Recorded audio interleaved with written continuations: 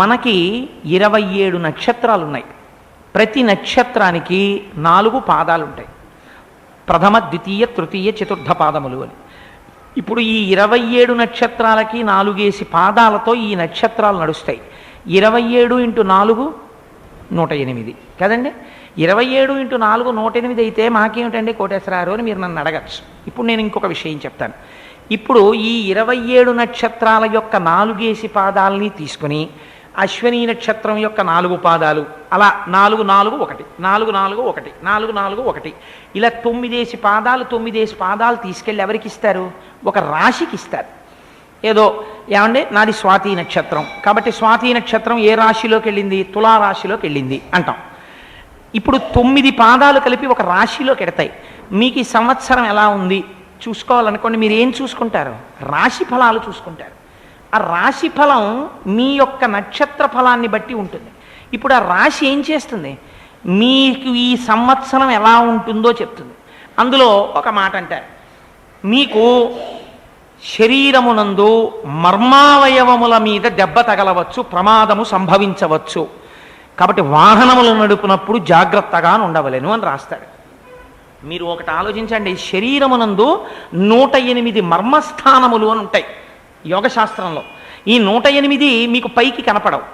వీటిని vital places అని పిలుస్తారు. వీటి మీద దెబ్బ తగిలింది అనుకోండి చచ్చిపోతాడు మనిషి. ఈ మెడుల్లా బ్లాంగేట, అలాగే గుండె. ఈ మధ్యనే నేను ఒక 2 రోజుల క్రితం ఒక దుర్వార్త విన్నాను. నేను ఈ మధ్యనే ఒక వివాహంలో చూసినటువంటి ఒక మిత్రుడు కారులో వెళ్ళిపోతూ ఒక చెట్టును గుద్దాడు. గుద్దితే అతను కారు దిగి వెనకనున్నటువంటి వాళ్ళని హాస్పిటల్కి తీసుకెళ్ళి పోలీస్ స్టేషన్కి వెళ్ళి కారు గురించి కంప్లైంట్ ఇచ్చి వాంతి చేసుకున్నాడు. అదేమిటి వాంతి అయిందని హాస్పిటల్కి తీసుకెళ్లారు. అతనికి తెలియదు, అతని గుండె 2 కింద బద్దలైపోయింది. డాక్టర్ గారు ఆయన చాలా సీరియస్ కండిషన్లో ఉన్నాడు అని చెప్తుండగా అతను మరణించాడు. ఇప్పుడు గుండె ఒక మర్మస్థానం. ఆ మర్మస్థానం పగిలిపోయే క్షణం ఆసన్నం అయిపోతోంది. మీకు తెలుసు? మీకు తెలియదు. కాబట్టి ఇప్పుడు 27 నక్షత్రములు 4 పాదములతో 12 రాసుల్లోకి వెళ్ళిపోతాయి. ఈ రాసులు 12 రాసులు, ఒక్కొక్క రాశి 9 పాదాలని పట్టుకుంటుంది. పట్టుకుని రాశి ఫలితాన్ని ఇవ్వడం ప్రారంభిస్తుంది. ఇచ్చినప్పుడు మిమ్మల్ని ఎవరు రక్షించాలి చెప్పండి? ఈ 108 శరీరంలో ఉన్న మర్మస్థానములు రక్షింపబడాలి. 108 పాదములలో మీరు ఏ పాదంలో ఉన్నారన్నది మీకు కరెక్ట్గా తెలుసో తెలీదో కూడా అనుమానం. ఎందుకంటే మీరు పుట్టినప్పుడు జనన సమయాన్ని బట్టి నక్షత్రాన్ని గుణించాలి, దాన్ని బట్టి రాశి చెప్పాలి. ఎవరో పొరపాటు చెప్పారనుకోండి, మీరు ఎప్పుడూ మీరు రాశి అనుకుంటుంటారు, కానీ మీరు ఇంకో రాశిలో ఉన్నారు, మీకు ప్రమాదం వస్తుందని మీకు తెలియదు. కాబట్టి ఇప్పుడు ఏం చెయ్యాలి? కాబట్టి ఈ 12 రాసులు 9 పాదాలని 12 9 108. ఇప్పుడు ఈ 12 9 108 పాదాలని 12 రాసులు పట్టుకొని ఫలితాలు ఇస్తున్నాయి. ఒకవేళ మీరు ఒక రాశిలో ఉండొచ్చు, మీ కొడుకు ఇంకో రాశిలో ఉంటాడు, మీ కూతురు ఇంకో రాశిలో ఉంటుంది, మీ భార్య ఇంకో రాశిలో ఉంటుంది, మీకు అత్యంత మిత్రుడు వేరొక రాశిలో ఉంటాడు. అందుకే మహాత్ముడితోటి స్నేహితుడు అనిపించుకో అంటారు. ఎందుకో తెలుసా అండి? మహాత్ముడైన వాడు తన మిత్రుడికి కానీ ప్రమాదం వచ్చిందనుకోండి, కన్నులమ్మట నీరు కార్చి కళ్ళొత్తుకుంటాడు. ఆయన ఎవరినైనా మిత్రుడిగా అంగీకరించారనుకోండి, వాడు నాకు స్నేహితుడు అన్నాడు అనుకోండి, వాడి కోసం ఈయన కళ్ళు నీరు కారుస్తాడేమో అని భగవంతుడు భయపడాలి. ఎందుకో తెలుసా? ఆయన రోజు అష్టోత్తరం చెప్తాడు. 108 నామములను ఏరుతారు గురువులు. ఏరి ఈ 108 పాదములకు రక్ష కల్పిస్తారు, ఈ 108 మర్మస్థానములకు రక్ష కల్పిస్తారు. అందుకు అష్టోత్తరం చెప్పిస్తారు. ఈ అష్టోత్తరం చెప్పిస్తే మీరు 108తో అష్టోత్తరం చెప్పడం నేర్చుకున్నారనుకోండి, ఇంట్లో మీరు అష్టోత్తరం చెప్తుంటే రోజు ఒక అష్టోత్తరం చేసుకుని మీరు బయటకు వచ్చారనుకోండి, రూపం గురించి వదిలిపెట్టండి. ఏమంటే విష్ణు అష్టోత్తరమా, లలితాష్టోత్తరమా, శివాష్టోత్తరమా, ఇట్స్ ఇమ్మెటీరియల్. నామము రూపము అసహ్యకరమైన విషయము, దాని గురించి నేను ప్రస్తావన చేయట్లేదు. ఈశ్వరుడు ఒక్కడే. శంకరుల గురించి చెప్తూ అందులో నామరూపాల గురించి చెప్తే అంతకన్నా మహాపాపం ఇంకోట్లేదు. కాబట్టి ఏ రూపమైనా, అంటే ఋషిప్రోక్తమైనటువంటి రూపాలు నేను చెప్పేవి, ఋషిప్రోక్తమైనటువంటి రూపాలకి సంబంధించిన ఏ అష్టోత్తరం మీరు ఇంట్లో చదువుకుని బయటికి వెళ్ళండి, మిమ్మల్ని రక్ష చేస్తుంది. ఎలా రక్ష చేస్తుంది మీకు తెలియక్కర్లేదు, మీకు తెలియదు కూడా. ఈశ్వరుడు మీకు వచ్చి నువ్వు అష్టోత్తరం చేశావు, నిన్ను నేను ఇలా రక్షించానని మీకేం చెప్పడం, మీరు రక్షింపబడిపోతారు అంతే. మీకు రక్షింపబడినట్టు తెలియదు కూడా, అందుకే అష్టోత్తరం ఇస్తారు. రెండోది సహస్రం. ఇప్పుడు నేను దాని గురించి చెప్పను. ఇప్పుడు నేను అవి చెప్పడం మొదలెడితే ఇంకా నేను శంకరాచార్యులు వారు కనకధార ఇవి నేనేం చెప్పను. కాబట్టి అష్టోత్తరం చాలు, ఏదో ఒక విషయాన్ని ప్రతిపాదన చేశారు. కాబట్టి ఇప్పుడు శంకరులు దరిద్ర బ్రాహ్మణి దగ్గరికి వెళ్ళారు. ఇప్పుడు శంకరాచార్యులు వారు స్తోత్రం చేస్తున్నారు అమ్మవారిని. ఈ స్తోత్రం మీరు ఒకటి ఆలోచించండి, శంకరాచార్యులు వారు నిజంగా ఒక దరిద్ర బ్రాహ్మణి గురించి చేసినటువంటి స్తోత్రం అయి ఉంటే,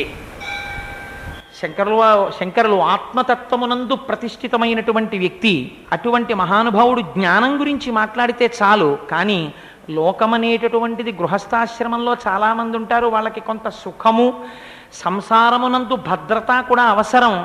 ఒక గురువు దాని గురించి కూడా ఆలోచించాలి. కాబట్టి ఇప్పుడు శంకరులు ఈ జాతికి పెట్టిన గొప్ప భిక్ష ఏమిటో తెలుసా అండి? ఆయనే మొట్టమొదటిసారి లక్ష్మీదేవిని ఉద్దేశించి స్తోత్రం చేశారు.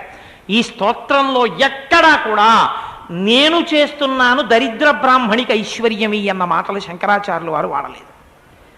ఎక్కడ శ్లోకాలన్నీ ఎలా పెడతాయంటే దద్యా దయానుపవనో ద్రవిణాంబుధార అస్మిన్ అకించన విహంగ శిశవ్విషణ్ణే దుష్కర్మ ఘర్మమపనీయ చిరాయ దూరం నారాయణ ప్రణయిణీ నయనాంబువాహ. అందుకేలా ఉంది, వాళ్ళ గాలి వచ్చి మేఘాలను కొట్టి చూపించింది కనకధార అంటే ఏమిటో చూద్దు కానివని. నేను నేను నేను అంటారు. ఇప్పుడు ఈ స్తోత్రం మీరు ఎవరు చదవండి, అది తిన్నగా వెళ్ళి అమ్మవారి పాదాల దగ్గర పడిపోయే పువ్వు. ఇప్పుడు ఆవిడికి శంకర భగవత్పాదులు ఒక గొప్ప కటాక్షాన్ని కల్పించారు. ఆయన ఇలా చెయ్యి చాపి అలాగే నిలబడితే ఆవిడ ఒక ఎండు ఉసిరికాయ తెచ్చి వేసింది చేతిలో. ఇప్పుడు లక్ష్మి ఇప్పటి వరకు ఆవిడ దరిద్రురాలు, ఇప్పుడు ఆవిడికి అమ్మవారు బంగారు ఉసిరికలు వర్షించింది. ఎలా వర్షించింది? శంకరాచార్యులు వారు తిన్నగా ఆశీర్వచనం చేసేయచ్చు కదా, ఆయనంతటి మహానుభావుడు కదా.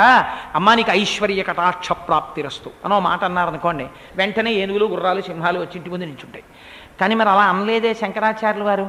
అంటే మనిషి జీవితానికి ఒక కట్టడిని నేర్పారు. ఓరి పిచ్చాడా, నువ్వు కష్టంలో ఉంటే బయట తిరగడం కాదు, అమ్మవారిని స్తోత్రం చేయడం నేర్చుకో. ఏమండి మరి ఇలా పెట్టింది పుణ్యం కదా, ఆ పుణ్యం లేకే కదా దరిద్రము కష్టాలు వస్తున్నాయి. కనకధారా స్తోత్రం చేస్తే మాకెలా వస్తుందండి, మాకు పుణ్యం ఎలా పడుతుంది ఖాతాలో అని మీరు అడగచ్చు.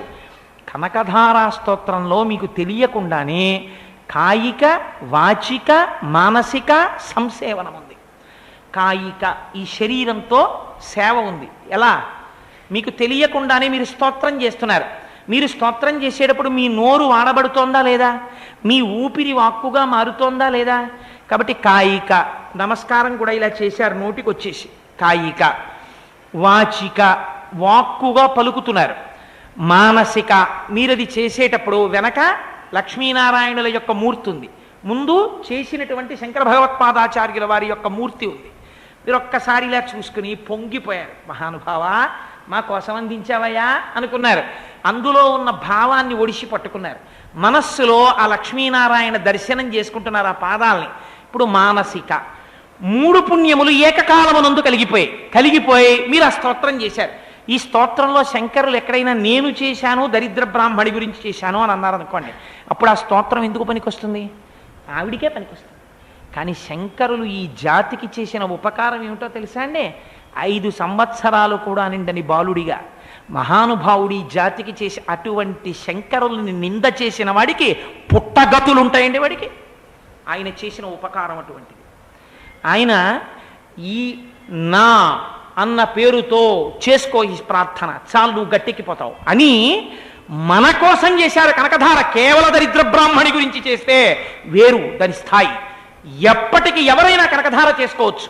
కాబట్టి మీరు చేసుకునేటట్టు, తరతరాలు చేసుకునేటట్టు, ఎవరైనా చేసుకునేటట్టు సిద్ధాన్నాన్ని అందించేశాడు మహానుభావుడు. ప్రారంభం కూడా చూడండి ఎంత గొప్పగా చేస్తారో ఆయన.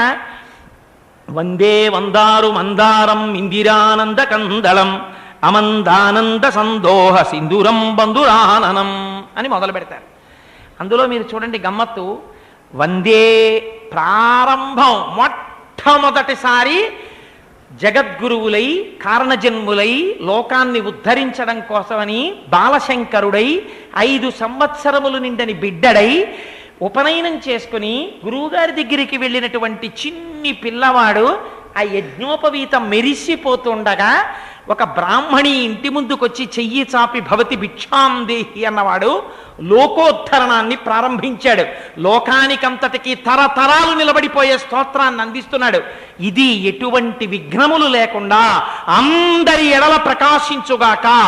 నేను కూడా ఇలా వచ్చినందుకు నా జన్మ సాఫల్యమై నేను కూడా అనుకున్నది సాధించడానికి ఆ గణపతి అనుగ్రహము కలుగుగాక. ఎంత శిష్టాచారం పాటించి చూపించారో చూడండి. అంతటి జగద్గురువులైన వారు సాక్షాత్ శంకరులు, ఆయన కుమారుడు గణపతి అయినా వారు స్తోత్రమే. వందే మొట్టమొదటి నమస్కారం, శరణాగతి. ఈ ఐదు కలిపి ఇలా పెడితే వందనం అంటే 11. 5 జ్ఞానేంద్రియాల్ని 5 కర్మేంద్రియాల్ని అధిష్టానమైన బుద్ధిని 11ంటిని నీ పాదాల దగ్గర విడిచిపెట్టేశాను అని చెప్పడానికి వందనం. ఎన్ని తప్పులున్నాయో నా వల్ల, కాబట్టి శరణాగతి చేసేస్తున్నాను. వందే వందారు మందారం. ఇలా నమస్కరించినటువంటి వారి పట్ల కల్పవృక్షము వంటి వాడివి. ఇలా నమస్కరిస్తే చాలు, వాళ్ళ కోరికలు తీర్చేస్తావు. వందే వందారు మందారం ఇందిరానంద కందలం. ఇందిరానంద కందలం అమందానంద సందోహ బంధురం సింధురాననం. ఎంత చిత్రమైన మాట చూడండి. ఆయన ఎవరిని పూజిస్తున్నారట, ఎవరికి నమస్కారం చేస్తున్నారట? సింధురాననం. సింధూరాన్ని పూసుకున్నటువంటి వాణ్ణి పూజిస్తున్నారట. మనకి సృష్టిలో ఇద్దరికే సింధూరంతో పూజ, ఇంకెవ్వరికి చెయ్యం. ఎవరు ఆ ఇద్దరు అంటే, ఒకరు గణపతి, 2 హనుమ. వీళ్ళిద్దరికీ సింధూరంతో పూజ జరిగి తీరాలి. అందుకే ప్రాతస్మరామి గణనాథ మనాథ బంధుం సింధూరపూర పరిశోభిత గండ యుగ్మం బుద్దండ విఘ్న పరిఖండ నచండ దండ మా ఖండలాది సురనాయక బృందవంద్యం అంటారు. కాబట్టి సింధూరాననం అటువంటి మహానుభావుడు ఉన్నాడే. ఆయన ఎవరు? ఆనందమే తన స్వరూపంగా నిలబడిపోయినటువంటి వాడు. ఇప్పుడు ఆయన మాట్లాడుతున్నది శివకుమారుడైనటువంటి గణపతి గురించి మాట్లాడటం లేదు. ఓం గణానాం త్వా గణపతికం హవామహే కవిం కవీనాం ఉపవస్త్రవస్తమం జ్యేష్ఠరాజం బ్రహ్మణాం బ్రహ్మణస్వత ఆనశృణ్వన్నూతిభి సీదసాదనం అన్న పరబ్రహ్మస్వరూపుడైనటువంటి గణపతిగా గణాపత్యంలో చెప్పబడిన వాడున్నాడే, ఆ గణపతిని ఉపాసన చేస్తున్నారు, పరబ్రహ్మస్వరూపుడిని. స్వామి ఇందిరానంద కందలం.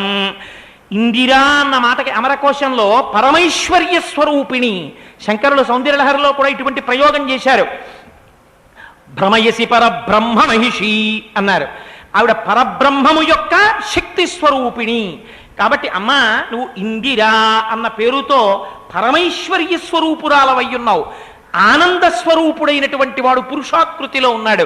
ఆ ఆనంద స్వరూపుడైనటువంటి వాడి యొక్క శక్తి స్వరూపిణి అయినటువంటి ఆ ఇందిరానంద కందలం, ఆవిడ ఆనందములకు కారణమైన ఆనందము తన రూపముగా ఉన్న సింధూరానములైనటువంటి గణపతికి నేను సర్వమంగళముల కొరకు వందనము చేసినంత మాత్రము చేత ఎవడు వందనము చేసిన వాడికి మందారమై కల్పవృక్షమై నిలబడుతున్నాడో వాడికి నేను నమస్కరిస్తున్నాను. అంటే నాకు రాబోయే అనుగ్రహానికి ప్రతిబంధకం కలగకూడదు. ఎంత అద్భుతమైనటువంటి రూపకల్పనతో ప్రారంభం చేశారండి ఆయన. చేసి ఇంకక్కడి నుంచి కనకధార ప్రారంభం చేస్తారు. ప్రారంభం చేసి నిజంగా తల్లి ఎంత పొంగిపోయిందో ఆ రోజున. అంత చిన్ని శంకరుడికి, ఆ బాలశంకరుడికి ఆ ఉపమానాలు ఎక్కడ పడ్డాయో, ఎక్కడ చూశారో మహానుభావుడు. చీకటి చెట్టుతో పోల్చి ప్రారంభం చేస్తారు. ప్రారంభం చేసి ఇంకక్కడి నుంచి అంగం హరేహ పులకభూషణమాశ్రయంతి భృంగాంగనేవ ముకుళాభరణంతమాలం అని స్తోత్రం చేస్తారు. ఆ స్తోత్రం చెయ్యగానే లక్ష్మీదేవి యొక్క ప్రసన్నత ఎంత కలిగిందో తెలుసా అండి? బంగారు ఉసిరికలు వర్షించేసింది. ఏం బంగారు ఉసిరికలే వర్షించడం ఎందుకు? బంగారు కణికలు వర్షించకూడదేమిటి? ఒక మహాపురుషుడి చేతిలో పడ్డ ఉసిరికై నీకెంత ఫలితాన్ని ఇచ్చిందో తెలుసా? సాక్షాత్తు లక్ష్మినైన నేను బంగారు ఉసిరికలే వర్షించినా ఇంకా నీ పుణ్యం అలా ఉంది ఖాతాలో. ఒక్కొక్క వ్యక్తి చేతిలో పడినది ఎంత రక్షిస్తుందో, ఈ శరీరంతో పుణ్యకర్మాచరణం అన్నది ఎంతగా చేసి తీరాలో శంకరాచార్యుల వారు చిన్నతనంలో నిరూపించినటువంటి అద్భుతమైనటువంటి స్తోత్రం. అందుకే నాకైతే వ్యక్తిగతంగా ఒక విషయం అనిపిస్తుంది. 2 స్తోత్రాల్ని మీరు హద్దుగా పెడితే, ఇటువైపు ఒక స్తోత్రం ఒడ్డుగా ప్రవహిస్తే ఇటువైపు ఒక స్తోత్రం ఒడ్డుగా ప్రవహిస్తే మధ్యలో శంకరాచార్య స్వామి వారి యొక్క జీవితం అనబడేటటువంటి ఒక జీవనది ప్రవహిస్తే దానికి యువతల ఒడ్డు కనకధార, అవతల ఒడ్డు దక్షిణామూర్తి. అవసరం లేనటువంటి అభయస్థితిని, మోక్షస్థితిని కటాక్షించగలిగి ఇక్కడే ఇప్పుడే మీకు సత్యాన్ని విప్పి చెప్పేస్తుంది. కనకధార ఇక్కడ ఉన్నటువంటి వాడికి భద్రతని కల్పిస్తుంది. ఈ భద్రత ఒక జగద్గురువులు మాట్లాడవలసిన అవసరం ఉండొచ్చు, ఉండకపోవచ్చు, కానీ మరి దయ అంతం లేదు. అందుకే కనకధారతో ప్రారంభించి దక్షిణామూర్తి స్తోత్రం ఒక ఒడ్డై ఉంటుంది. అందుకే సమస్త ఉపనిషత్తుల యొక్క సారాంశము, అద్వైత సిద్ధాంతము యొక్క ప్రాణము దక్షిణామూర్తి స్తోత్రంలోకి తీసుకెళ్ళి పెట్టారు. మీరు చూడండి, ఇంత గొప్ప స్తోత్రం గురించి ప్రస్తావన చేసి మనం ఆ కనకధార చేయకపోతే అర్థం ఉండదు. కాబట్టి ఒక్కసారి మనం దక్షిణామూర్తి ఇవాళ కనకధారా స్తోత్రాన్ని అని తదనంతరం దక్షిణామూర్తి స్తోత్రం యొక్క గొప్పతనం ఏమిటో అది చదివితే ఎన్ని రకాల్లో అనుగ్రహించేట్టుగా శంకరాచార్యులు వారు దాన్ని మనకు అందించారో మీకు వివరించే ప్రయత్నం చేస్తాను. కానీ మొట్టమొదటి రోజు శంకరులు చేసిన మొట్టమొదటి స్తోత్రం అది చేయకపోతే మనం దోషం చేసిన వాళ్ళం అవుతాం. శంకరాచార్యుల వారి జయంతి ఇంకొక 4 రోజుల్లో వస్తుండగా వైశాఖ మాసంలో శంకరుల పాదాల దగ్గర కూర్చుని కనకధార చేసుకోకపోతే మనం కూడా దరిద్ర బ్రాహ్మణిలా అయిపోతాం. అందుకని చక్కగా మనం ఆ కనకధార చేసి మిగిలినటువంటి కార్యక్రమాన్ని చేద్దాం. వందే వందారు మందారం ఇందిరానంద కందలం అమందానంద సందోహ బంధురం సింధురాననం అంగం హరేః పులకభూషణమాశ్రయంతి భృంగాంగనేవ ముకుళాభరణంతమాలం అంగీకృతాఖిల విభూతిరపాంగలీలా మాంగళ్యదాస్తు మమ మంగళదేవతాయాః ముగ్ధా ముహుర్విదధతి వదనే మురారేః ప్రేమత్రపా ప్రణిహితాని గతాగతాని మాలాదృశోర్మధుకరీవ మహోత్పలేయా సామే శ్రియం దిశతు సాగర సంభవాయాః విశ్వామరేంద్రపద విభ్రమదాన దక్షం ఆనందహేతురధికం మురవిద్విషోపి ఈశన్నిషీదతు మయీక్షణమీక్షణార్థ ఇందీవరోదర సహోదరమిందిరాయాః ఆమీలితాక్షమధిగమ్య ముదా ముకుందం ఆనందకందమనిమేషమనంగతంత్రం ఆకేకరస్థిత కనీనికపక్ష్మనేత్రం భూత్యై భవేన్మమ భుజంగశయాంగనాయాః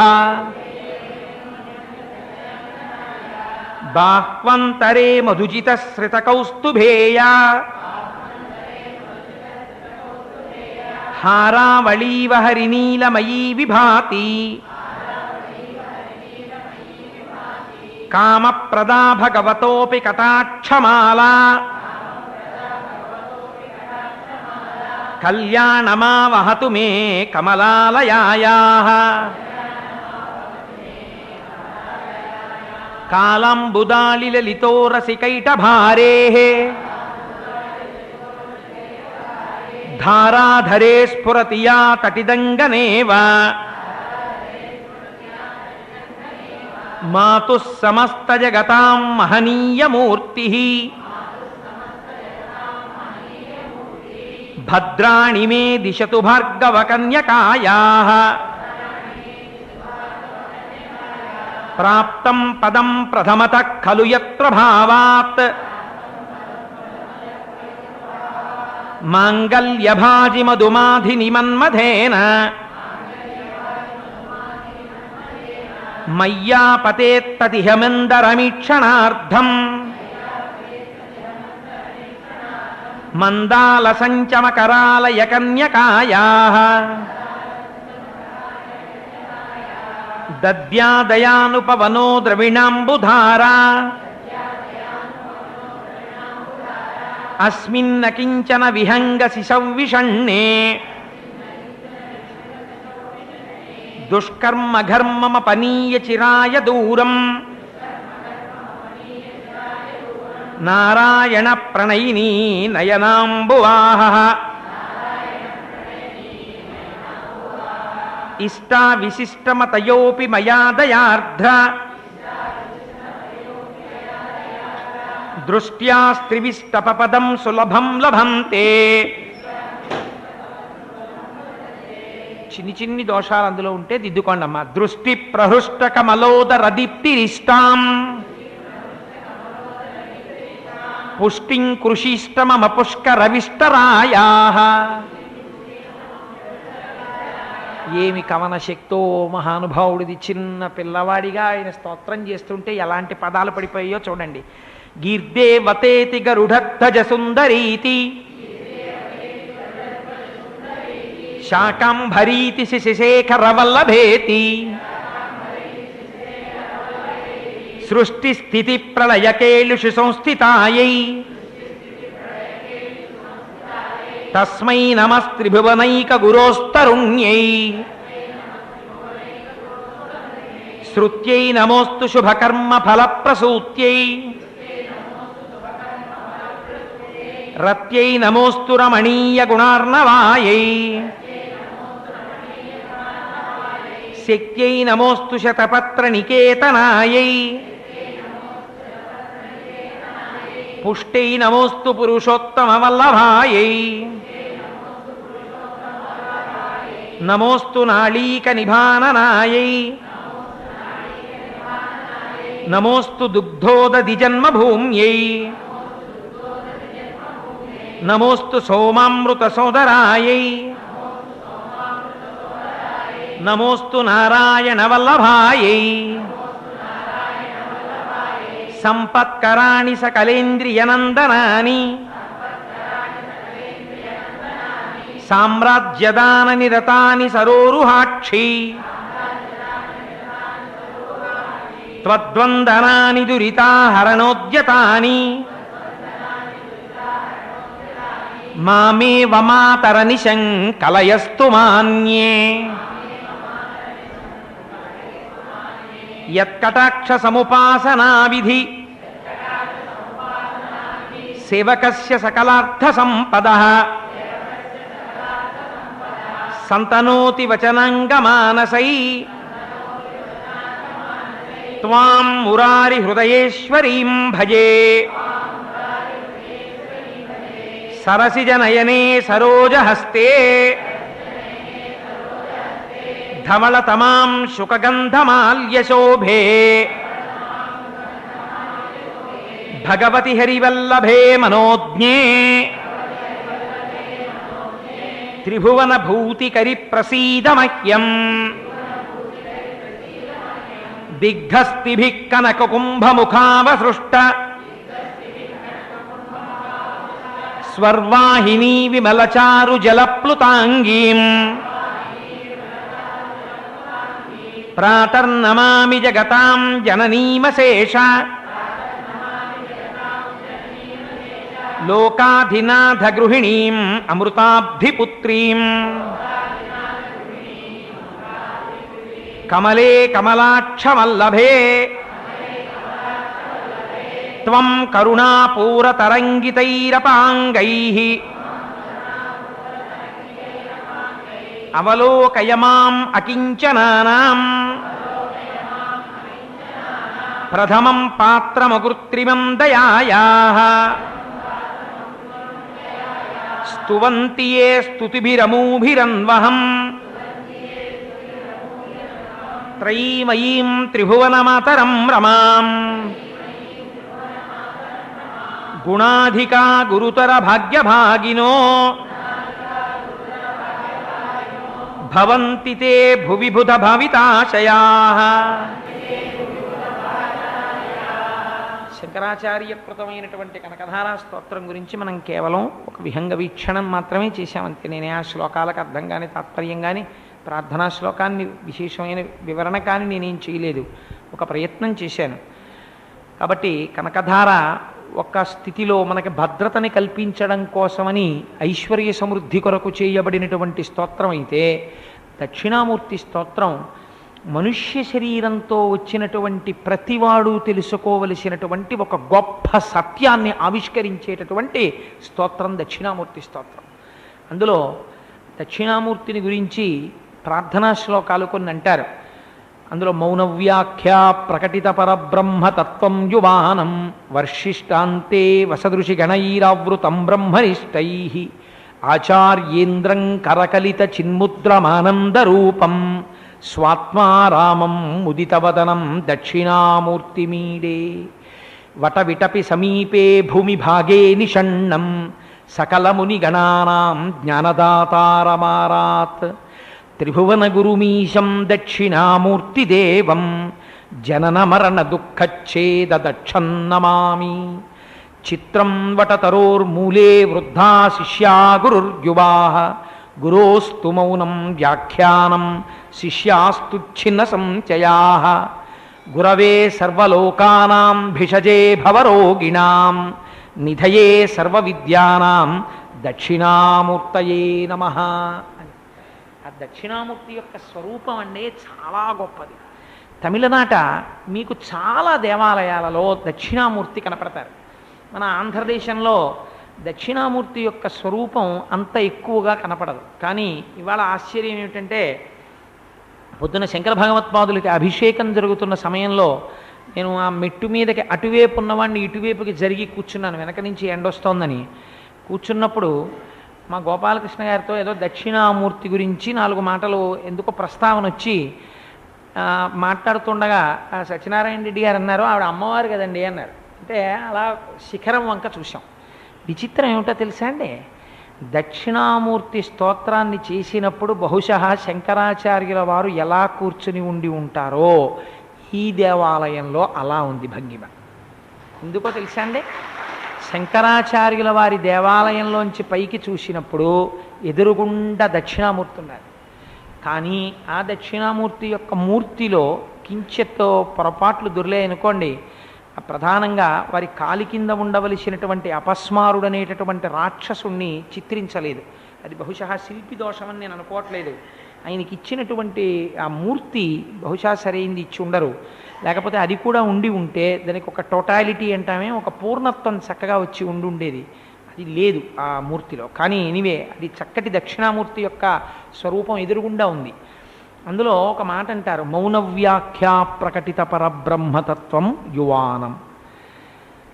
దక్షిణామూర్తి యొక్క స్వరూపం ఆయన ఎవరో కాదు, పరమశివుడే. పరమశివుడే దక్షిణామూర్తి అన్న పేరుతో ఉన్నారు. దక్షిణామూర్తి అన్న పేరుతో ఎందుకున్నారు అంటే, శివ అన్న శబ్దం దేన్ని చెప్తుంది అంటే మంగళము అన్న మాటని చెప్తుంది. ఎప్పుడెప్పుడు శివ అని మీరన్నా అది మంగళం. ఎప్పుడెప్పుడు మంగళం కావాలనుకుంటారో, ఎప్పుడెప్పుడు మంగళం ఉండాలనుకుంటారో అప్పుడప్పుడు శివ శబ్దాన్ని పలుకుతారు. కాబట్టి ఆ శివుడు మంగళప్రదాత. అటువంటి శివుడు ఒకనాడు దక్షిణామూర్తిగా ఉన్నాడు. ఎందుకు దక్షిణామూర్తిగా ఉన్నాడు అంటే, మీకు నేను వివేక చూడామణిలోంచి ఇందాక ఒక మాట చెప్పాను. హే గురోహో అని గురువు దగ్గరికి వెళ్ళి గురువు పాదముల మీద పడడానికి నిత్యానిత్య వస్తు వివేకము కలగడము వలన కలిగినటువంటి వైరాగ్యముతో ఉన్న శిష్యుడై ఉండాలి తప్ప, అసలు తన గురించి తనకే అయోమయంలో ఉన్న శిష్యుడు గురువు దగ్గర ఏమీ తెలుసుకోలేడు. గురువు దగ్గరికి వెళ్ళిన శిష్యుడు స్పష్టతతో ఉన్నవాడై ఉండాలి. ఒక డాక్టర్ దగ్గరికి వెళ్ళినటువంటి పేషెంట్ తన రోగం చెప్పుకోవడానికి సిగ్గుపడ్డాడు అనుకోండి. అయ్యా నేను ఏమి ఇలా వచ్చారు మీరు అని అడిగాడు అనుకోండి, స్టూల్ మీద కూర్చోబెట్టుకుని డాక్టర్ గారు అడిగితే తనకు ఒక జబ్బు ఉంది, అది డాక్టర్ గారికి చెప్పాలి. చెప్తే డాక్టర్ గారు మందు రాస్తారు.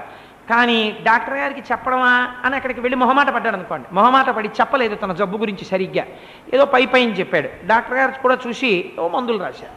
కానీ ఇంటికి తెచ్చి అంటాడు, నేను సరిగ్గా చెప్పలేదు డాక్టర్ గారికి నా జబ్బు నేను చెప్పనప్పుడు ఆయన నాకు దానికి తగిన ఔషధం ఎలా రాసి ఉంటుంటారు, కాబట్టి నేను ఈ మందు వాడలేను అని అనుమానం అలాగే ఉండిపోతుంది. కాబట్టి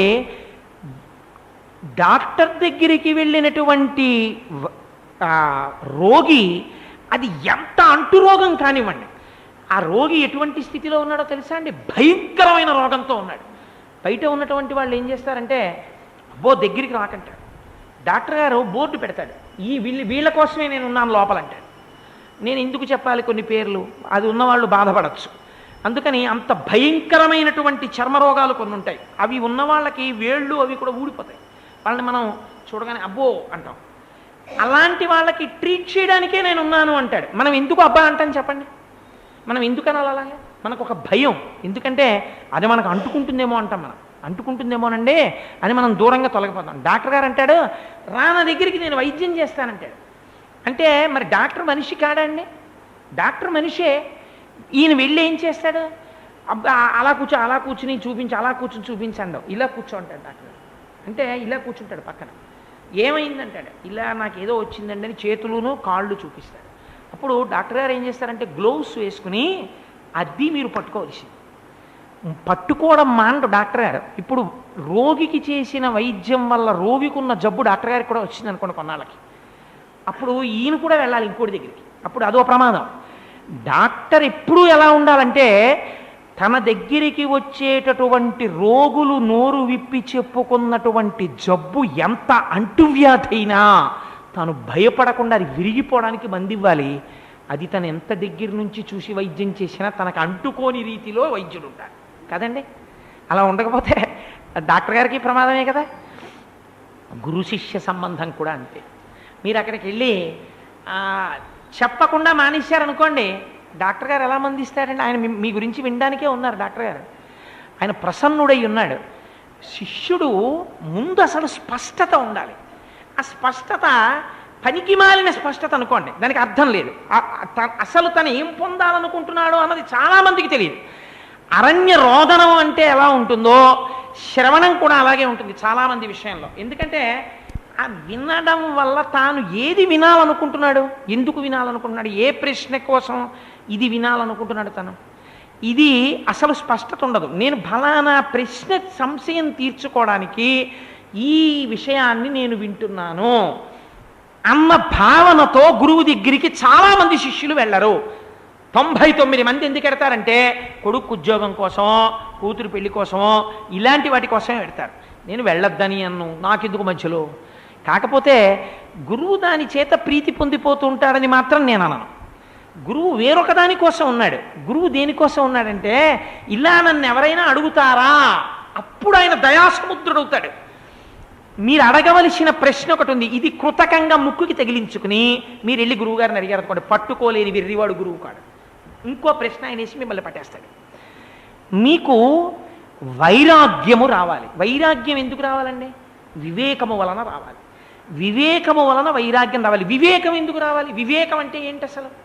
వివేకం అంటే మనం పిల్లల్ని ఒక మాట అంటుంటాం, ఎర్ర నీకు ఆ మాత్రం వివేకం లేదురా అంటాం. వివేకము అనగా మనుష్య స్థాయిలో మనుష్య శరీరముతో ఉన్నవాడికి వివేకం ఏమిటో తెలుసా అండి? నేను మీకు ఇందాక చెప్పాను, మనిషి మాత్రమే మళ్ళీ పుట్టవలసిన అవసరం లేని మోక్షానికి వెళ్ళిపోగలడు. వెళ్ళిపోగలడు. కాబట్టి ఇప్పుడు అలా వెళ్ళిపోవడానికి నేను చేస్తున్నది నేను సరైన మార్గమని అనుకోవడం లేదు.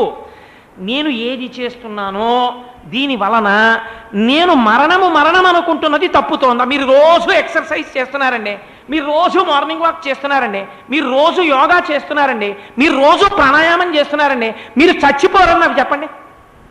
నాకు చావు రాదు అని మీరు చెప్పండి, నేను చూస్తాను. అవుట్రాజియస్, ది క్వశ్చన్ ఈజ్ అవుట్రాజియస్. చాలా సాహసంతో కూడిన ప్రశ్న. మీరు గురువుని వెళ్ళి అడగండి మాట, అయ్యా నేను ఇంత యోగా చేస్తాను, అయ్యా నేను ఇంత మార్నింగ్ వాక్ చేస్తాను, నేను ఇంత వెయిట్ లిఫ్ట్ చేస్తాను, ఇటువంటి డయట్ తీసుకుంటాను, ఇంత ఎక్సర్సైజ్ చేస్తాను, నేను చచ్చిపోకుండా ఉండగలనా? మీకు ఇవి నేర్పిన ఏ గురువు అయినా మీరు చచ్చిపోకుండా ఉండగలరని చెప్పగలడా? చెప్పలేడు. వివేకం అంటే ఏమిటో తెలుసా అండి?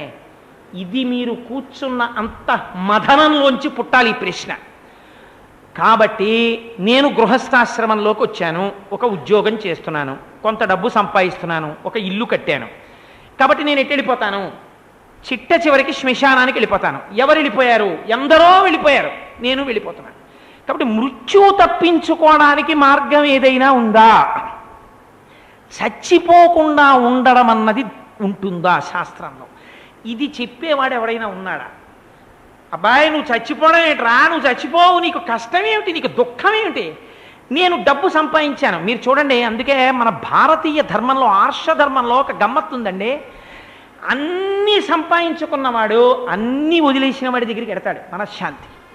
మీరు చూడండి, వీడికి కారు ఉంది, వీడికి మంచి ఇల్లుంది, వీడికి బ్యాంక్ బ్యాలెన్స్ ఉంది, వీడికి ఎయిర్ కండిషన్లు ఉన్నాయి, వీడికి సెల్ ఫోన్లు ఉన్నాయి, వీడికి మంచి మంచి సర్జన్స్ ఫ్రెండ్స్, మంచి మంచి ఫిజిషియన్స్ ఫ్రెండ్స్, ఇలా పిలిస్తే పలికే కొడుకులు ఉన్నారు, కోడళ్ళు ఉన్నారు, కూతుళ్ళు ఉన్నారు, అల్లుళ్ళు ఉన్నారు. ఇన్ని ఉన్నవాడు అంటాడు నాకు మనశ్శాంతి లేదండి అని. ఎవరిని అడగడానికి ఎడతాడో తెలుసా అండి మనశ్శాంతి? నాకేమీ లేవని అన్నీ వదిలేసో ఆయన కాషాయం కట్టుకుని చెట్టు కింద కూర్చున్నాడు. ఆయన దగ్గరికి వెళ్ళి గురువుగారు నాకు మనశ్శాంతి ఉండట్లేదండి, అది ఎలా దొరుకుతుంది అంటే, అది ఏమీ లేనివాడు ఆయనే. ఆయన నీకెలా ఇస్తాడు మనశ్శాంతి? ఇదండి ఆర్షధర్మం అంటే. అంటే మనకి తెలుసు శాంతి అసలు గురువు దగ్గర ఉంది. గురువుకి తెలుసు శాంతి అంటే ఏమిటో. మీకు ఎన్ని రకాల అశాంతులు పుడుతున్నాయో అది మరణ సంబంధం కావచ్చు, నేను చచ్చిపోతానేమో అన్న భయం కావచ్చు, దుఃఖం కావచ్చు, నాకో శత్రువు ఉన్నాడని కావచ్చు, నాకన్నా బలవంతుడు ఉన్నాడని కావచ్చు, నాకన్నా బలహీనుడు ఉన్నాడని కావచ్చు, ఎన్ని రకాలైనదైనా అయి ఉండొచ్చు. ప్లూరాలిటీ అది బహువచనంలో ఉంది, ఎన్ని రకాలుగా ఉన్నా. ఇన్నింటి నుంచి మిమ్మల్ని దాటించేవాడు ఎవరైనా ఉన్నాడా? ఎవడైనా ధైర్యంగా నేను చచ్చిపోనని నువ్వు చెప్పగలవా గురోహో అని మీరు వెళ్ళి అడిగితే ఎస్ నీకు చావు లేదు అని చెప్పగలిగిన మొనగాడు ఎవరైనా ఉంటే మా శంకర భగవత్పాదులే, ఆ పరంపరలో వచ్చినటువంటి గురువులే. అలా చెప్పినవాడు దక్షిణామూర్తి. ఈయన మొట్టమొదటి గురువు. ఎక్కడి నుంచి రావాలి ఆ గురుత్వం? జ్ఞానము ఆ ఈశ్వరుడి దగ్గర నుంచే కదలాలి. ఇప్పుడు ఆయన ఏమయ్యారు? దక్షిణామూర్తి అయి కూర్చున్నారు. ఇప్పుడు మీరు వివేక చూడామణిలోంచి దక్షిణామూర్తి స్తోత్రంలోకి రండి. మీరు దక్షిణామూర్తి స్తోత్రాన్ని దక్షిణామూర్తి స్తోత్రంగా నేను అదొక పాఠం కింద వింటానండి, ఆ శ్లోకాలకి తాత్పర్యం నేర్చుకుంటానండి, దాని వ్యాఖ్యానం నేర్చుకుంటానండి. నేను మీకు ఒకటి చెప్తున్నాను, మీరు జ్ఞాపకం పెట్టుకుందామన్న స్థాయిలో ఉంటారంతే. ఈ విషయాలు చెప్పేటప్పుడు మొహమాటంగా చెప్పడం కుదరదు. మీరు జ్ఞాపకం పెట్టుకున్నది మీ స్థితి కాదు. నేను మీకు ఒక ఉదాహరణ చెప్తాను. నేను ఒకప్పుడు బ్రహ్మచారిని. అప్పుడు నన్ను ఎవరైనా కోటేశ్వరారు మీకు పెళ్ళయిందా అని అడిగారు అనుకోండి, నాకు ఇంకా పెళ్ళవలేదండి అనేవాడిని. నాకు నా పెళ్ళైన సంవత్సరం సరిగ్గా జ్ఞాపకం ఉండదు, ఇప్పుడు మర్చిపోతున్నాను. 86 అనుకుంటాను. 86 కరెక్టే కదా? 85, అదిగో తప్పు చెప్పాను. 1985 మే 11 నాకు పెళ్ళయింది. పెళ్ళైతే నేను ఆ తర్వాత ఓ నెల పోయిన తర్వాత ఎవరో నాకు కనబడి కోటేశ్వరారు మీకు పెళ్ళయిందా అని అడిగారు అనుకోండి. పెళ్ళైపోగానే ఏమి శరీరంలో పెళ్ళైపోయినట్టు ఏం తెలియదు కదండి. పోనీ ఆడదానికి అయితే మంగళసూత్రం ఉంటుంది, మొగాడికి ఏముంటుంది. కాబట్టి ఎవరో పిల్లనిద్దాం అనుకుని మళ్ళీ తెలియక ఏమంటే మీకు పెళ్ళయిందా అని అడిగారు అనుకోండి, ఇంకా అవ్వలేదండి అని.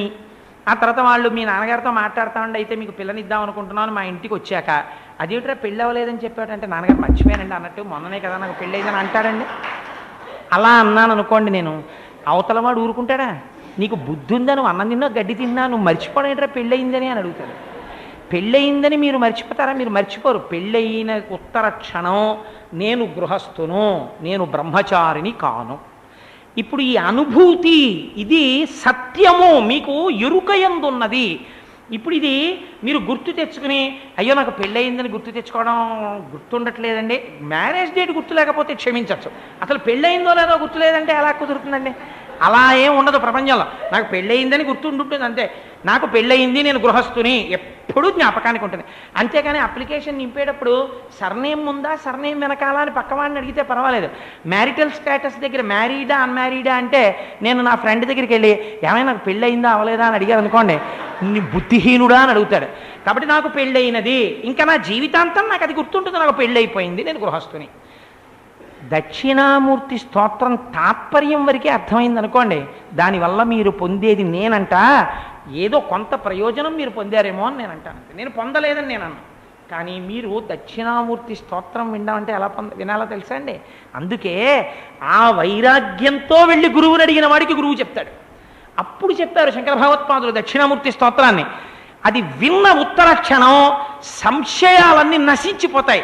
నశించిపోయి ఇప్పుడు లేచి అంటాడు, నాకు చావెక్కడుందండి అంటాడు. డాక్టర్ అన్నాడు, ఈయన వారం రోజుల కన్నా బతకడండి అన్నాడు. వీడన్నాడు, బుట్టిదండి, ఆయనకి తెలియదు పాపం, చచ్చిపోతానంటున్నాడు, నాకు చావు లేదు, నాకు చావు ఇవ్వగలిగిన వాడు లేడండి ప్రపంచంలో, నేను ఇప్పుడు ఉండేవాడిని, అది నా లక్షణం అండి, నా స్థితి, దాన్ని ఎవడు తీయలేడు, నేను చిరంజీవిని, నేను ఎప్పుడు ఉండేవాడిని, ఇది భ్రమచేత నేను చచ్చిపోతానంటున్నారు, నాకు చావు లేదు అన్నాడు. ఇప్పుడు చెప్పండి, ఈ మాట ఎవరైనా చెప్పగలరా? అలా తన శిష్యుణ్ణి చేయగలరా? చెయ్యగలిగారు దక్షిణామూర్తి స్తోత్రంతో శంకర భగవత్పాదులు. కొన్ని లక్షల మందిని ఆ స్థాయికి తీసుకెళ్ళిపోయారు ఆయన. అదే దక్షిణామూర్తి అంటే. దక్షిణామూర్తి అంటే ఏమిటో తెలుసా అండి? దానికి 2 రకాలైన వ్యుత్పత్తులు చెప్పారు పెద్దలు. దక్షిణస్య సౌ, ఆయన ఒకటి సమర్థత కలిగిన వాడు. దేనికి సమర్థత అంటే, మీరు సగుణముగా ఆరాధన చేస్తే, అంటే ఆయన్ని ఒక రూపంగా చూసి మాట్లాడుతున్నప్పుడు ఆయన సృష్టి స్థితి లయ చేయగలడు, మీకు జ్ఞానమును ఇయ్యగలడు, మీరు కోరుకుంటే మంగళాన్ని ఇవ్వగలడు. మంగళాన్ని ఎలా ఇవ్వగలడండి? అది జ్ఞానానికి సంబంధించిందని మీరు అంటున్నారు కదా. మరి మంగళం అంటే ఒక ఏదో సుఖం కదా, ఏదో అమ్మాయి పెళ్ళవడం కదా. అమ్మాయి పెళ్ళవడం అంటే భౌతికమైన కోరిక కదా. భౌతికమైన కోరిక తీర్చడానికి దక్షిణామూర్తి స్తోత్రానికి సంబంధం ఎలా ఉందండి అని మీరు నన్ను అడగచ్చు. దక్షిణామూర్తి స్తోత్రంలో ఎవరిని మీరు ప్రార్థన చేస్తున్నారు? పరమశివుణ్ణి గురువుగా ప్రార్థన చేస్తున్నారు. దక్షిణామూర్తి స్తోత్రానికి ఉన్న గొప్పతనం ఏమిటో తెలుసా అండి?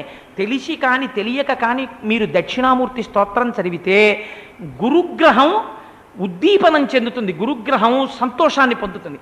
గురుగ్రహం సంతోషిస్తే మిగిలినటువంటి గ్రహాలు ఇచ్చేటటువంటి దుష్ఫలితాల్ని తగ్గించేస్తుంది. కాబట్టి అప్పుడు మీకు సుఖం కలిగిందా లేదా? భౌతికమైన సుఖం కూడా కలుగుతుంది. ఇప్పుడు దక్షిణామూర్తి అంటే సమర్థత కలిగిన అమూర్తి, రూపము లేనివాడు. అసలు ఆయనకి రూపం లేదు. ఆయన ఎలా ఉంటాడు అంటే, అంతటా పరివ్యాప్తమైనటువంటి ఏకమేవా అద్వితీయం బ్రహ్మ సదేవ సౌమ్య ఇదమత్క్రమాసీత్, ఉన్న ఒకే పదార్థం ఉన్నదని ఏది చెప్పబడినదో అది తానై ఉన్నాడు, ఇంకొక పదార్థం లేదు. అదే దక్షిణామూర్తి అంటే. 2 అలా కాదు, అమూర్తిగా కాదు. ఇప్పుడు దక్షిణామూర్తి ఇంకొకలా చూస్తున్నాం మేము. అది ఎలా అంటే, దక్షిణాభిముఖుడైన మూర్తి అంటే దక్షిణ దిక్కుకి తిరిగి కూర్చునున్నాడు. ఇక్కడ దేవాలయం మీద దక్షిణ దిక్కుకు తిరిగే చూస్తున్నాడు స్వామి. గురువు దక్షిణ దిక్కుకు చూశాడు అనుకోండి, అప్పుడు మీరేం చెయ్యాలి? మీరు ఉత్తర దిక్కుకు తిరిగి చూడాలి కదండి. గురువుకి అభిముఖంగా కూర్చుని కదా మనం వింటాం. కాబట్టి అభిముఖంగా కూర్చుని వినేటప్పుడు గురువుగారు దక్షిణం వంక చూస్తుంటే మనం అభిముఖంగా కూర్చుని గురువుగారికి ఉత్తరంగా నమస్కారం చేస్తూ వింటాం. దక్షిణానికి తిరిగి గురువు చెప్తున్నది ఉత్తరానికి తిరిగి శిష్యుడు వింటే ఏమవుతుంది అంటే, మన జన్మ పరంపర అంటే, నేను ఇప్పుడున్న జన్మ గురించి మాట్లాడటం లేదు, మన జీవయాత్రలో వెనక్కి ఒక్కసారి అలా తీసుకొచ్చి ప్రొజెక్టర్ మీద చూపించారనుకోండి, చూపిస్తే ఈ జీవుడు అజ్ఞానం చేత ఇప్పటికి ఎన్ని కోట్ల శరీరాలు వదిలిపెట్టేశాడు.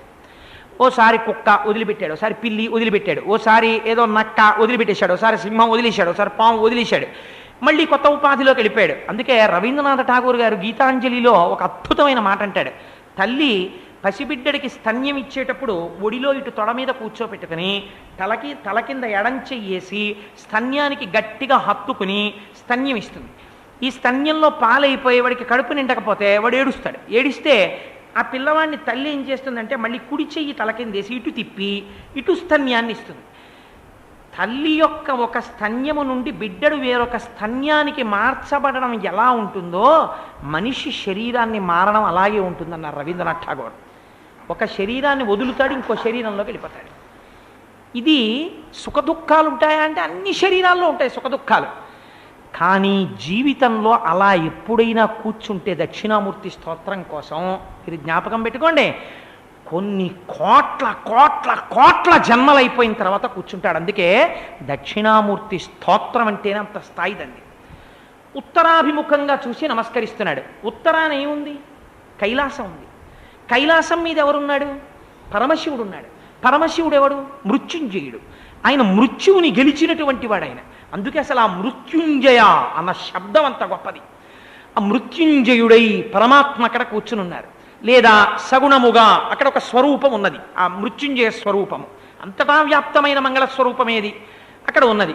ఇప్పుడు ఆ మృత్యుంజయ స్వరూపం వైపు మీరు నమస్కారం చేస్తున్నారు అంటే మీకు తెలియకుండానే మీకు అన్ని దుఃఖములకు ఆలవాలమైనటువంటి అభద్రతతో భయంతో ఏది పేరు చెప్తే మనం బెంగపడిపోతామో అటువంటి మృత్యువు నుంచి విడిపించగలిగిన మృత్యుంజయుడికి నమస్కారం జరుగుతోంది. మనం ఎన్ని కోట్ల జన్మలో దక్షిణాభిముఖంగా వెళ్ళిపోయాం. దక్షిణాభిముఖం అంటే ఏమిటో తెలుసా అండి? ఉత్తరాన ప్రారంభం జీవయాత్ర ఈశ్వరుడితో మొదలై ప్రారంభమై దక్షిణ దిక్కుకి వెళ్ళి, అందుకే ఊరికి దక్షిణాన శ్మశానం. లంక రామాయణంలో దక్షిణ దిక్కున ఉంటుంది. దక్షిణ దిక్కున ఉన్నది అంటే మళ్ళీ శరీరాన్ని వదిలిపెడతాడు, మళ్ళీ ఇంకో శరీరాన్ని పొందుతాడు. ఏ శరీరంలో ఉన్నా సుఖ దుఃఖాలు ఉంటాయి. అలా శరీరాలు మారిపోతూ ఉంటాడు అంతే జీవుడు. ఎప్పటికీ జ్ఞానాన్ని పొందలేడు. ఇలాంటి వాడు ఈ దక్షిణ దిక్కుకు వెళ్ళిపోయేటటువంటి స్థితి జీవితంలో మొట్టమొదటిసారి ఉత్తర దిక్కుకి తిరిగింది. ఉత్తర దిక్కుకి ఎక్కడ తిరిగిందో దానికి కాశీ అని పేరు. అందుకే గంగ దక్షిణానికి ప్రవహించి వస్తూ వస్తూ హిమాలయ పర్వతాల మించి దిగి వారణాసి వచ్చి వారణాసి దగ్గర ఉత్తరానికి తిరుగుతుంది. కాశీ పట్టణంలో అడుగు పెట్టడం చాలా గొప్పది అని ఎందుకంటారంటే కాశీ ఎప్పటికీ కాశీయే. ఎందుకో తెలుసా అండి? ఎన్ని జన్మలయ్యాయో కాశీకి వెళ్ళి నిలబడినంత మాత్రాన నీ జీవయాత్ర తిరగడం నువ్వు నేర్చుకోవాలి. కాశీ గంగలో స్నానం చేసినప్పుడు అసలు ఈ మృత్యువేమి నువ్వు అడగాలి. అందుకే కాశీ వెడితే కాశీ వెళ్ళి లగ్జరీస్ అనుభవిస్తాం, కాశీ వెళ్ళి మంచి అన్నపానాదులు తింటాం, కాశీ వెళ్ళి ఏదో భోగాలు అనుభవిస్తామంటే కుదరదు. పరమశివానుగ్రహం ఉండదు దానికి. వ్యాసుడంతటి వాడిని శపించాడు, పోతలకన్నాడు పరమశివుడు. కాశీ వెళ్ళిన వాడు అడగవలసింది ఏమిటో తెలుసా అండి? జ్ఞానం ఒక్కటే అడగాలి. అందుకే శంకరాచార్యులు వారు అన్నపూర్ణమ్మ దగ్గరికి వెడితే ఏమడిగారు? జ్ఞాన వైరాగ్య సిద్ధ్యర్థం భిక్షాం దేహి చ పార్వతీ మాతా చ పార్వతీ దేవీ పితా దేవో మహేశ్వర బాంధవ శివ భక్తాశ్చ స్వదేశో భువనత్రయం అని అడిగారు.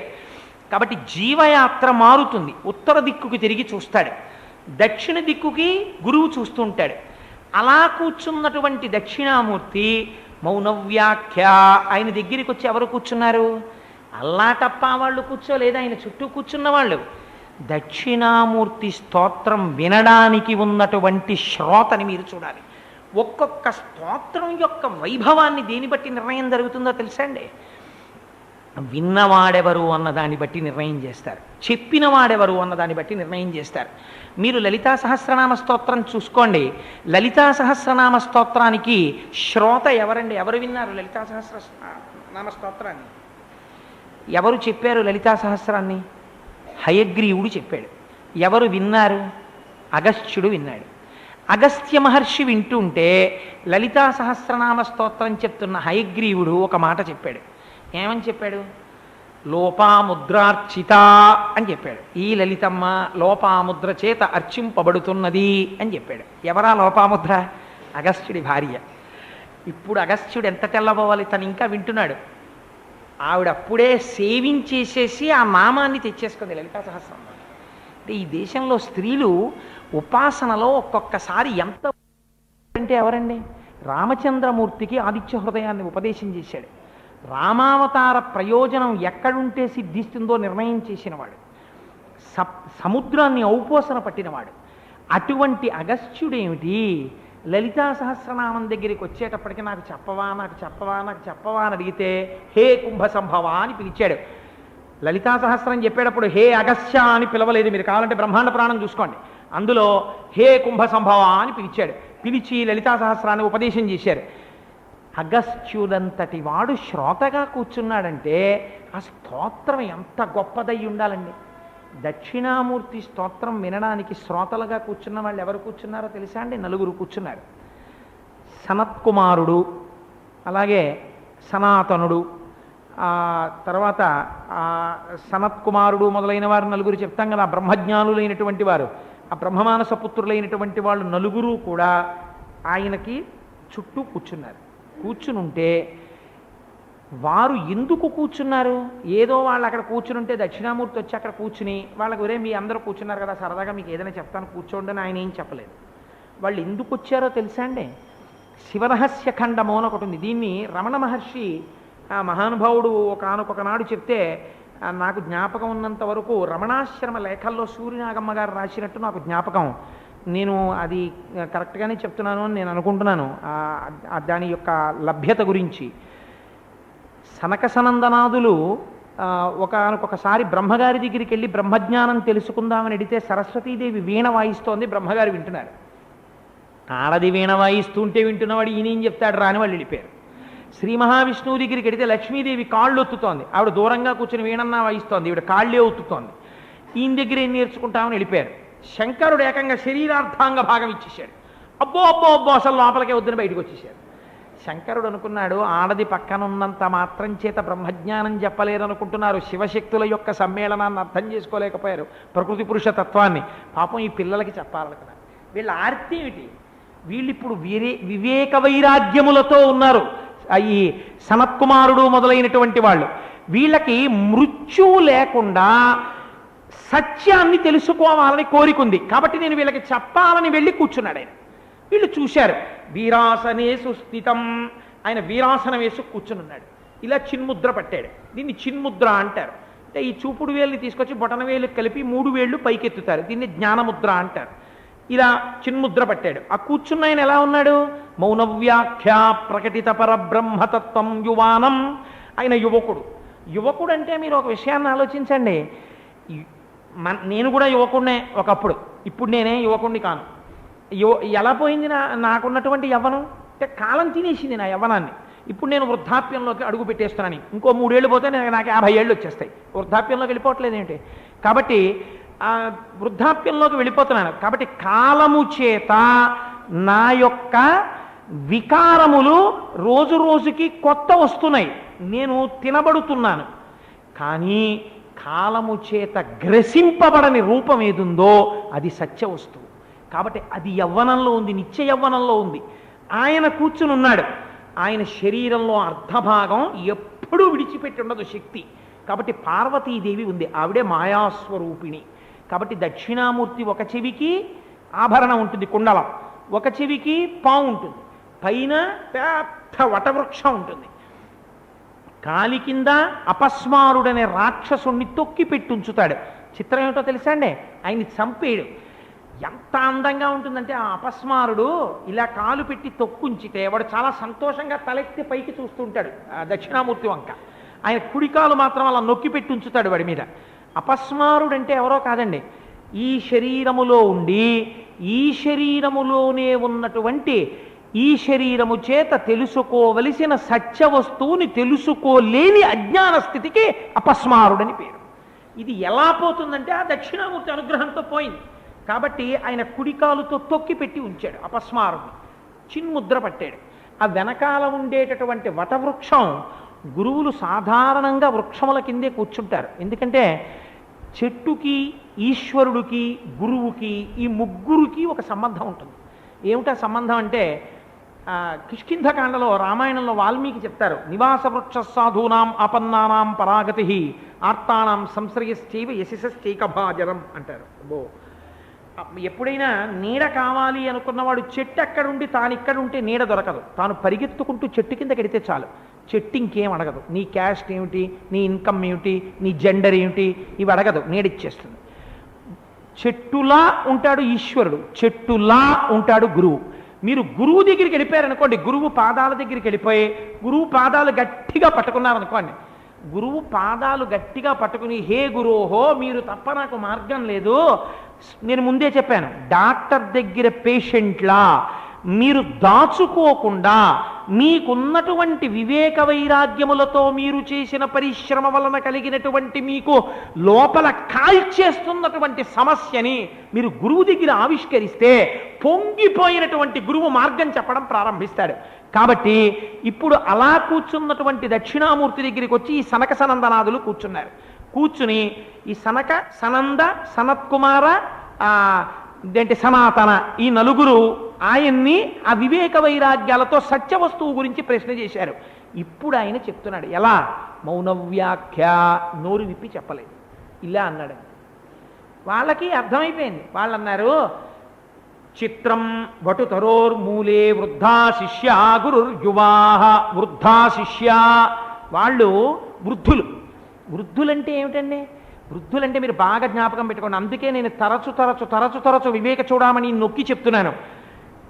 వృద్ధాప్యం అంటే ఈ శరీరము మారిపోతోంది, మారిపోతున్నటువంటి శరీరము నేనన్నప్పుడల్లా ఇలా చూపిస్తున్నాను కదా, మరి ఇది మారిపోతోంది కదా, ఇది ముసలిదైపోతోంది కదా, ఇది పడిపోతోంది కదా, చాలామందిని చూస్తున్నాను కదా, కాబట్టి దీనికి వస్తుంది కదా మృత్యువు. అంటే నేను మృత్యువునకు లోనైపోవలసిన వాడినేనా? నాకు అసలు అమృత్యత్వము లేదా? నేను మృత్యువు లేని స్థితికి వెళ్ళనా అని నిలదీసి గురువుని అడగడానికి వెళ్ళిన వాడు ఎవడో వాడు కూర్చున్నాడు అక్కడ. ఇప్పుడు ఈయన నోటితో చెప్పలేదు, ఇలా అన్నారు. ఇలా అంటే వాళ్ళకి అర్థమైంది, వాళ్ళు ఆ స్థితిలో ఉన్నారు. కాబట్టి ఇప్పుడు ఈ వివేక వైరాగ్యములు పూర్ణముగా ఉండి అడగడం తెలుసున్న స్థాయిలో ఉన్న శిష్యుడు వృద్ధా శిష్య గురు యువ అంటే కాలాతీతమైన స్థితిని పొంది గురువు ఉన్నాడు. గురువు మనకి కూడా ఎదురుగుండా ఉన్న గురువు ముసలాయిన్లా కనపడచ్చు, ఒక్కొక్కసారి గురువు యువకుల్లా కనపడచ్చు. కాదు, ఆయన కాలాన్ని మాత్రం దాటేశాడు. ఎలా దాటేశాడో తెలుసా అండి? మనుష్యులు రెండే రకాలు అని చెప్పింది ఆధ్యాత్మ శాస్త్రం. ఎవరంటే ఒక జాతి అంతా కూడా కాలము చేత తినివేయబడుతుంటారు. వాళ్ళు దీపపు పురుగులు లాంటి వాళ్ళు, వాళ్ళకి ఏమీ ఉండదు. ఇంద్రియముల యొక్క లౌల్యములకు లొంగిపోయి సంసారమునందు కొట్టుకుపోతుంటే కాలం వాళ్ళని తినేస్తుంది. రెండవ వాళ్ళు ఉంటారు, వాళ్ళంటారు మేమీ కాలాతీతులమై ఉండలేమా అని గురువు పాదాలు పట్టుకుంటారు. వాళ్ళు జీవితం అనబడేటటువంటి కాలరూపాన్ని ఆధారం చేసుకుని కాలాతీతులైపోతారు, అయిపోయి అమృత్యత్వాన్ని పొందుతారు. అలా రెండు రకాలుగానే వెడుతోంది మనుష్య జాతి అంటారు. కాబట్టి ఇప్పుడు ఇలా అడిగితే ఆయన ఇలా పట్టారు. ఇలా పట్టుకుంటే వృద్ధా శిష్య గురుర్యువ గురోస్తు మౌనం వ్యాఖ్యానం శిష్యాస్తు చిన్న సంశయా. చాలా జాగ్రత్తగా మీరు గుర్తుపెట్టుకోవాలి. ఇది అనుమానంతో కూడినది. శిష్యుడు ఎంత నిజాయితీగా ఉండాలని చెప్పిందో చూడండి శాస్త్రం. చిన్న సంశయా, అన్నీ వచ్చేసిన వాళ్ళ యాక్షన్ 500 చేయకూడదు గురువు దగ్గరికి వెళ్ళినప్పుడు. ఆయన చిన్న సంశయా, చాలా సంశయాలు ఉన్నాయి. దేని గురించి? పనికి మాలిన సంశయాలు కావు. ఇదిగో ఇది వైరాగ్యము చేత వివేకము చేత వచ్చింది. అసలు నిత్య వస్తువేది అనిత్య వస్తువేది తెలుసుకోవాలనుకుంటున్నాడు. ఇలా కూర్చున్న వాడికి బోధ చెయ్యాలనుకుంటున్నారు ఇప్పుడు దక్షిణామూర్తి. ఇలా కూర్చున్న వాడికి బోధ చెయ్యాలనుకున్న దక్షిణామూర్తి ఏ సత్యం చెప్పారో ఆ సత్యం తాత్పర్యంగా తెలియడం కాదు, ఆ సత్యం అనుభూతిగా ఎస్ అది నిజం అని మీరు అంగీకరిస్తే నాకు పెళ్ళయిందని ఎలా గుర్తుండిపోతుందో అలా మీకు అది గుర్తుండిపోయింది అనుకోండి. వెంటనే మీ స్థితి ఏమిటో తెలుసా అండి?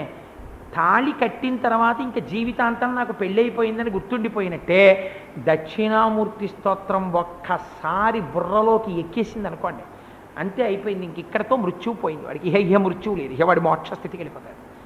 ఇది ఎవరు పెట్టగలరు ఈ భిక్ష? ఒక్క శంకరాచార్యులు వారు పెట్టారు దక్షిణామూర్తి స్తోత్ర భిక్ష. అది ఎలా పెట్టారో, అలా ఎలా జరుగుతుందో, అలా వ్యాఖ్యానం ఎలా వెడుతుందో, ఎందుకు దక్షిణామూర్తి శ్లోకాలు అలా వెడతాయో దాని గురించినటువంటి విషయాల్ని రేపటి రోజున మనం చేస్తాను.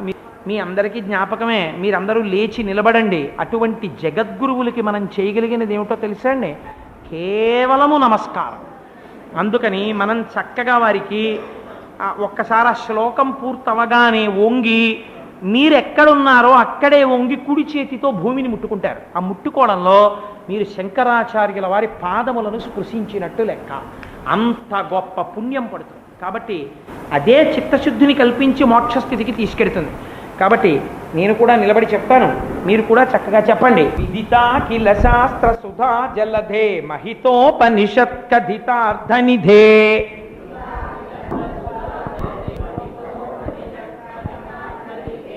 హృదయే కలయే విమలం చరణం భవశంకర దేశికమే శరణం.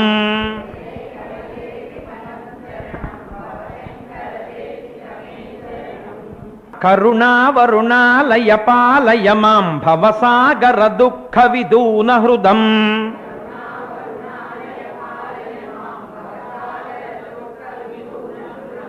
రచయా కిల దర్శన తత్వవిదం భవశంకర దేశికమే శరణం.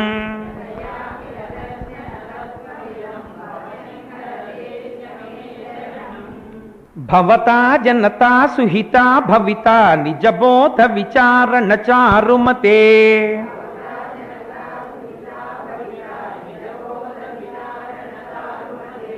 కలయేశ్వర జీవ వివేక విదం భవశంకర దేశికమే శరణం.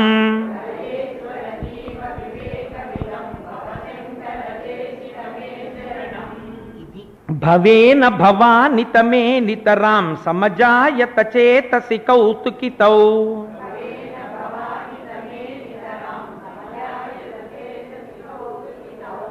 మమ వారయ మోహ మహాజలధిం భవశంకర దేశికమే శరణం.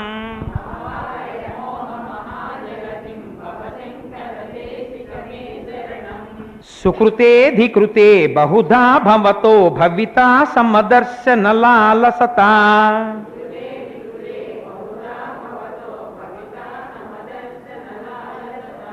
అతిదీనమిమం పరిపాలయ మాం భవశంకర దేశికమే శరణం.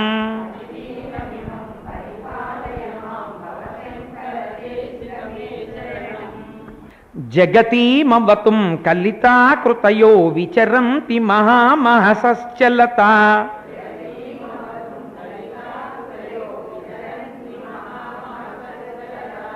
అహిమం సురివాత్ర విభాసి గురో భవశంకర దేశికమే శరణం.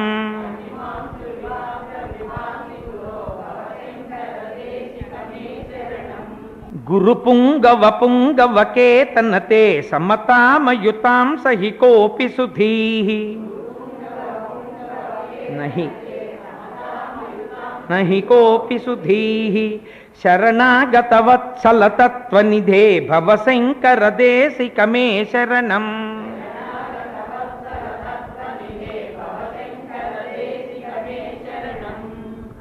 విదితానమయా విశదైక కళా నచ కించన కాంచనమస్తి గురో.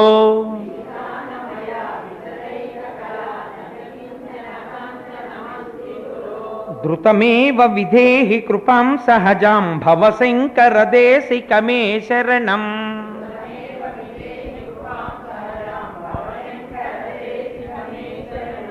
కళాశాసనపరైః మధ్యపురోగమైః సర్వైశ్చ పూర్వైరాచార్యైః సత్కృతాయాస్తు మంగళం. మంగళం కోసలేంద్రాయ మహనీయ గుణాత్మనే చక్రవర్తితనూజాయ సర్వభౌమాయ మంగళం.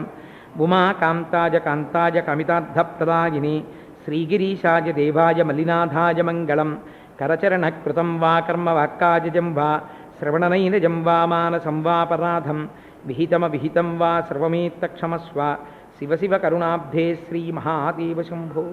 సర్వం శ్రీ ఉమామహేశ్వర పరబ్రహ్మార్పణమస్తు. స్వస్తి.